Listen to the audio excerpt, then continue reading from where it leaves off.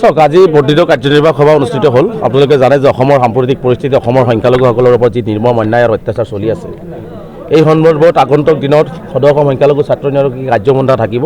সেই কাৰ্যপন্থা সম্পৰ্কে আমি আলোচনা কৰিলোঁ আৰু শেহতীয়াভাৱে আমি যি জনতাৰ কাৰ্যসূচী ৰূপায়ণ কৰি আছোঁ, এই জনতাৰ কাৰ্যসূচী আমাৰ বাহাল থাকিব। তাৰপিছত আমি যদি চৰকাৰে কোনো ধৰণৰ গুৰুত্ব আৰোপ নকৰে বা আমাৰ ওপৰত যদি অন্যায়বিলাক চলাই থাকে, তেনেহ'লে দিছপুৰ চলো যাত্ৰা কাৰ্যসূচী ল'ম। আৰু আইনী দিশত আমি ইতিমধ্যে সিদ্ধান্ত গ্ৰহণ কৰিছোঁ। আইনী দিশতো আমি যুঁজিবৰ কাৰণে, মানৱ মহামান্য উচ্চতম ন্যায়ালয়ত যুঁজিবৰ কাৰণে আমি সিদ্ধান্ত গ্ৰহণ কৰিছোঁ। লগতে আমি দিছপুৰ, দিল্লীত আমি আৰু মানে অলপ গণতান্ত্ৰিকভাৱে আৰু অধিক শক্তিশালীভাৱে আন্দোলন কৰাৰ সিদ্ধান্ত গ্ৰহণ কৰা হৈছে।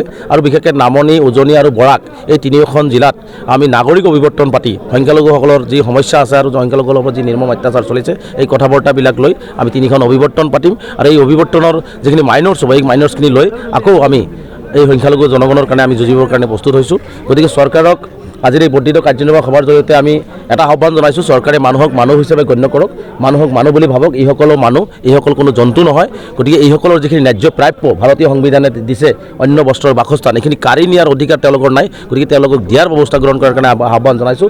অন্যথাই আমচুৰ শক্তিশালী ভয়াৱহ গণতান্ত্ৰিক আন্দোলনৰ কাৰণে সাজু থাকিবৰ কাৰণে আমি অসম চৰকাৰক স্পষ্টভাৱে সকীয়াইছোঁ। শেহতীয়াভাৱে এটা বিষয় চৰ্চাত আহিছে, এটা বিতৰ্ক যে আমচুৱে পৃথক কাৰ্য কামনা কৰে নেকি?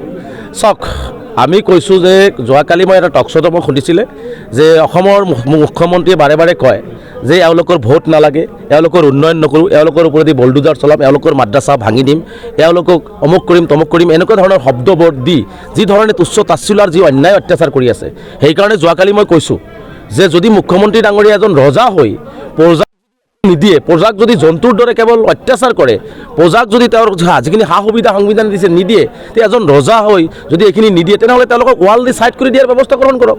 তেওঁলোকে তেনেকৈ থাকিব। আজি আমি হাৰে সিমজীয়া অসমীয়া, আজি অসমখনৰ কাৰণে কাম কৰিছোঁ, অসমখনৰ কাৰণে মৰিম, অসমখনতে জীয়াই থাকিম। তাৰ পিছতো যদি এজন মুখ্যমন্ত্ৰী হিচাপে একো নিদিম বুলি কয়, কেৱল বলডুজাৰ নীতি দিব, কেৱল তেওঁলোকৰ মাদ্ৰাছা ভাঙি দিব, তেওঁলোকৰ খোৱা খাদ্য কাঢ়ি ল'ব, এই ধৰণৰতো আৰু মানে হিটলাৰী শাসনতন্ত্ৰটো আৰু ভাৰতবৰ্ষত নাই। গতিকে হিটলাৰী এই স্বৈৰাতন্ত্ৰ আৰু ৰাজতন্ত্ৰ যি চলাই আছে, এই চলোৱাৰ পৰিৱৰ্তে যদি মানুহখিনিক যদি বেয়াই পায়, হয় গুলিয়াই মাৰি দিয়ক, নহ'লে ৱাল দি ছাইড কৰি দিয়ক। তেনেহ'লে মুখ্যমন্ত্ৰী তেনেহ'লে আৰু এই কথাবিলাক কোৱাৰ আপত্তি নাথাকিব। সেইকাৰণে কৈছোঁ যে মানুহখিনিক হয় গুলিয়াই মাৰি দিয়ক, নাইবা ৱাল দি ছাইড কৰি দিয়ক, তেওঁলোকে যেনেকৈ পায় যি কৰি পায় জীয়াই থাকিব। আৰু এইটোৱে কথা আৰু